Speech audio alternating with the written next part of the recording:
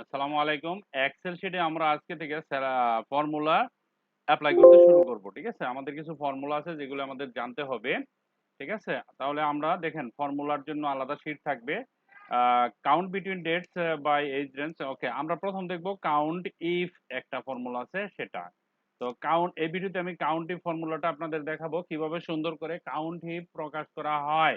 দেখেন, আমি এখানে লিখব ইএমপিআইডি, তার মানে এমপ্লয়ি আইডি, বুঝতেই পারছেন। তারপরে এখানে লিখবো ইএমপি এমপিএল এমপ্লয়ি নেম। ধরেন আমি এখানে এমপ্লয়ি নাম লিখবো।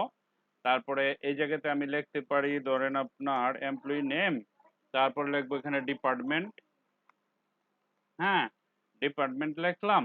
আর এখানে লিখলাম মনে করেন আপনার কি হতে পারে, সেটা হতে পারে তার স্যালারি। ওকে, কি লিখলাম? Employee ID. এটাকে আমরা একটু বড় করি।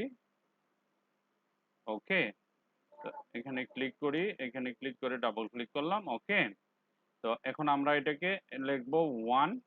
ঠিক আছে, 1 লিখে আমরা যখন কন্ট্রোলে ধরে নিচের দিকে টান দিব, ধরনের কিছু হলো, এমপ্লয়ি নেম লিখবো। এখন এমপ্লয়ি নেম আপনারা লিস্ট বানায় রাখবেন, বানায় লিখতেই পারেন। ধরেন আমি এমপ্লয়ি নেম লিখলাম SAMIS, সামিয়া। সামিয়া লিখে এখানে প্লাস বানায় যখন টান দিব, ধরেন আমি এখানে দিলাম, এতটুকু পর্যন্ত নিয়ে আসলাম। দেখেন বিভিন্ন ধরনের নাম হয়ে গেছে, সামিয়া, তাসনিম, স্বর্ণা, সামিরা, এলেনা, ফারিহা, জারিন, জেরিন, তারপরে আফসানা, সালমা, হাসিব। মানে আমার মুখ দিয়ে যেটা এসেছে সেটা লিস্ট বানায় রাখছি আমি অলরেডি। ওকে, তারপরে এখানে আছে ডিপার্টমেন্ট। মনে করেন আমাদের ডিপার্টমেন্ট হলো আইটি ডিপার্টমেন্ট। ধরেন আপনাদের স্যালারি হলো, আইটি ডিপার্টমেন্টের স্যালারি তো হাই থাকে, ধরেন এক একজনের স্যালারি 5-7 লাখ। ওকে, এখন আমরা এই যে আইটি ডিপার্টমেন্ট এখানে লেখছি, তাই না? এটাকে এই যে এরকম করে এই পর্যন্ত সিলেক্ট করেন। সিলেক্ট করেন, সিলেক্ট করার পরে আপনাকে যেটা করতে হবে সেটা হচ্ছে দেখেন, কন্ট্রোল ডি চাপ দিলে সবটিতে আইটি হয়ে গেছে, তাই না? ধরেন সবার স্যালারি এইটাই, এখান থেকে ধরে এই পর্যন্ত সিলেক্ট করেন। সিলেক্ট করার পরে এখান থেকে ধরেন আমি অল্টার ডি চাপ দিলাম। হ্যাঁ, সবার স্যালারি হয়ে গেল। ওকে, ফাইন। নেম, এখানে আমার আরেকটা শীট দিতে হবে যেটা হচ্ছে গিয়া এইজ।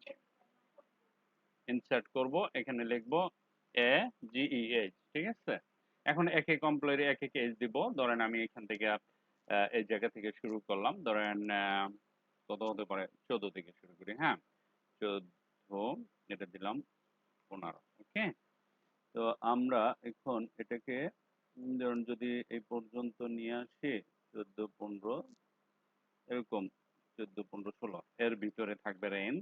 আবার এখান থেকে মনে করেন এই যে এখান থেকে এই যে এটাকে প্লাস ধরে আমরা এখানে টান দিব, এই পর্যন্ত টান দেই, এই পর্যন্ত নিয়ে আসলাম। ওকে, তো এখানে এসে আমরা কপি করবো এটাকে, নট সিরিজ। ওকে, তো দেখেন আমরা শীটটাকে কি করলাম, পুরোটা এখানে একটা ক্লিক করেন, ক্লিক করার পরে এখানে নিয়ে আসেন, এটাতে ক্লিক করেন, শীট হয়ে গেল। ঠিক আছে, একটু ডিজাইন করে নিয়ে কাজ করতে ভালো লাগবে। এখানে আসেন, হালকা একটা ডিজাইন দেন। ঠিক আছে, তারপরে আমরা পুরো শীটটাকে এখান থেকে ধরেন আমি একটা শীট বানিয়ে ফেলাম অল্প সময়ের ভিতরে। ঠিক আছে, এটাকে অন্য আরেকটা আপনি একটা ডিজাইন, ঠিক আছে, দেওয়ার পরে এখানে আসেন, এখানে এসে এটাকে বর্ডার করে দেন, অল বর্ডার। ওকে, ওকে, ফাইন। আমাদের একটা শীট হয়ে গেল অল্প সময়ের ভিতরে। আর এটাকে চাইলে আপনি এটাতেও আপনি ব্র্যাকেট দিতে পারেন। ওকে, নো প্রবলেম। এখন দেখেন, এমপ্লয়ি আইডি আছে, এমপ্লয়ি নেম আছে, এজ আছে, তাদের বয়স দেওয়া আছে, ডিপার্টমেন্ট দেওয়া আছে, স্যালারি দেওয়া আছে। প্রশ্ন হচ্ছে কাউন্ট ইফ দিয়ে আমরা কি করতে পারি? হ্যাঁ, আমি প্রথম আমার এই যে বিশাল বড় একটা শীট আছে না, এই বিশাল শীটের ভিতর থেকে যাদের বয়স 14 বছর আছে এখানে, যেমন সামিয়ার বয়স 14 এখানে। ঠিক আছে, এখন এই 14 বছরের যতগুলো মানে কতজন আছে 14 বছরের এখানে, এরকম কিছু আমি বের করব। তো 14 আছে, এখানে আছে, এখানে আছে। ঠিক আছে, মানে কয়টা 14 বছরের নিচে, 14 বছরের ধরেন কি বলবো,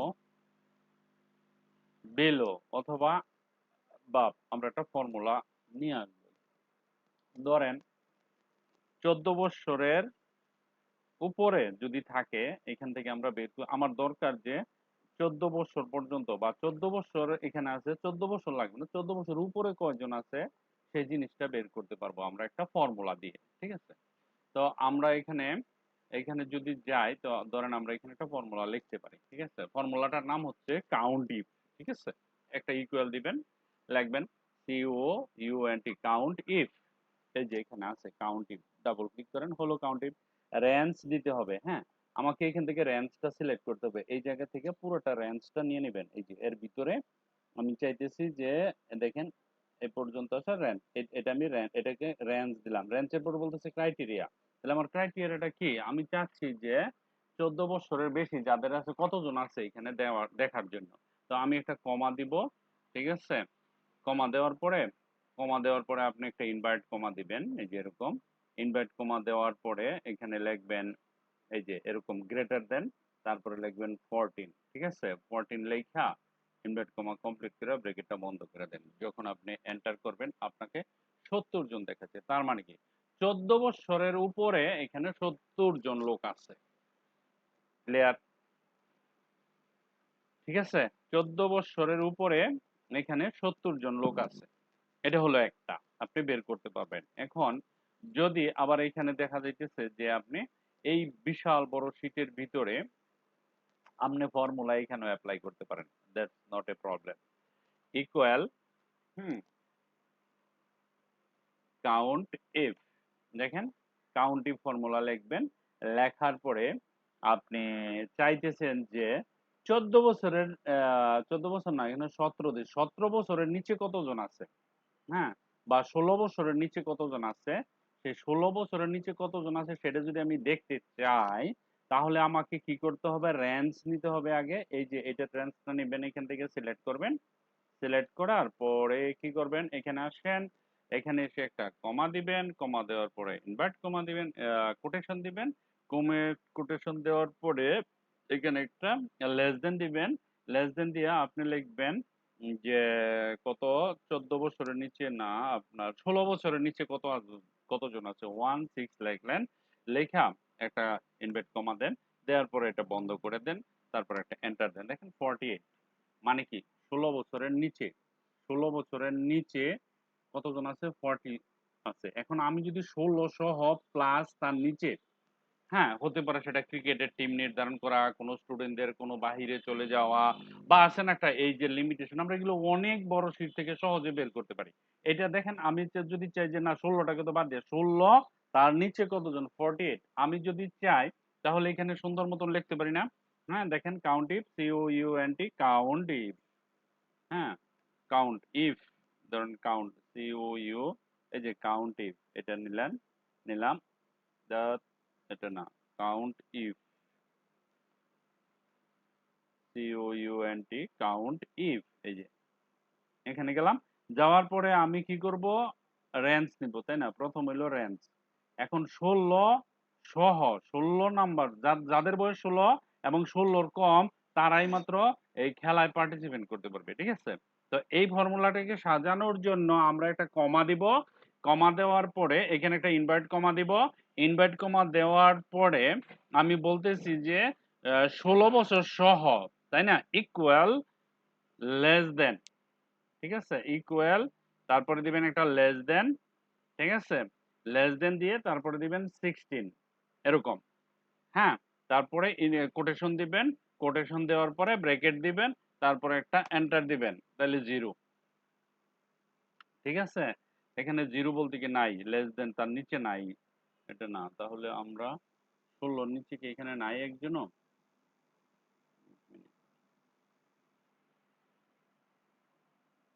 16 কমা আমরা ইকুয়াল না, ইকুয়াল এটা এইখানে দিব আমরা, সরি ইকুয়ালটা তো আগে দিব, এই যে এইখানে দিবেন। হ্যাঁ, দেওয়ার পরে এটা না, ওকে আমরা যদি এখন তাহলে 71। ঠিক আছে, এখন কতজন হলো 71, দেখতে পারতেছেন, আমরা এটাকে এইটা যদি বাড়াই দেখেন এরকম 71। ঠিক আছে, তাহলে আমরা কাউন্ট ইফ দিয়ে আমরা বিভিন্ন ফর্মুলা অ্যাপ্লাই করতে পারি, তাদের বয়স রেঞ্জ বের করতে পারি। যত বয়সই থাকুক না কেন তাদের নিকট থেকে আমরা এজ নিয়ে আসতে পারি। আবার যদি মনে করেন এখানে যে আমি শুধু চাচ্ছি যে ধরেন এখানে কতজন আছে, ধরেন টোটাল, টোটালের দরকার নাই, আমি এখান থেকে যে কোনো এইটাই পদ্ধতি, এই পদ্ধতিতে আপনি বার করতে পারেন। যে কোনো সেলে যে কোনো জায়গা থেকে আপনি বের করে নিয়ে আসতে পারবেন এই যে রেঞ্জ কাউন্ট ইফ। এই ফর্মুলাটা অনেক ইম্পর্টেন্ট, অনেক কাজে লাগে। যাদের বয়স মনে করেন 18 তারাই ভোট দিতে পারবে। তারপরে যাদের বয়স 18 নিচে ভোট দিতে পারবে না, এরকম যে আমরা ক্যালকুলেশন করে এগুলি সব কাউন্ট ইফ এর মাধ্যমে আমরা দিতে পারি। ঠিক আছে? ওকে, তো এটাই কাউন্ট ইফ প্রথম ফর্মুলা। তারপরে যাদের কোনো কনফিউশন থাকে, যারা বুঝবেন না, সেটা তো ক্লাসে বুঝিয়ে দিব। তো এই পর্যন্ত আমি এখানে একটা শীট, এরকম একটা শীট বানাতে হবে। একটা শীট বানাইতে মাত্র 2 থেকে 3 মিনিটের ব্যাপার। আপনারা শীট দেখে ঘাবড়ে যান, শীটটা কেমনে বানাবেন। কত সহজে বানাইলাম না, একেবারে ইজি ভাবে এখানে সহজ করে শীট বানানো যায়। Okay, thank you very much for watching this video.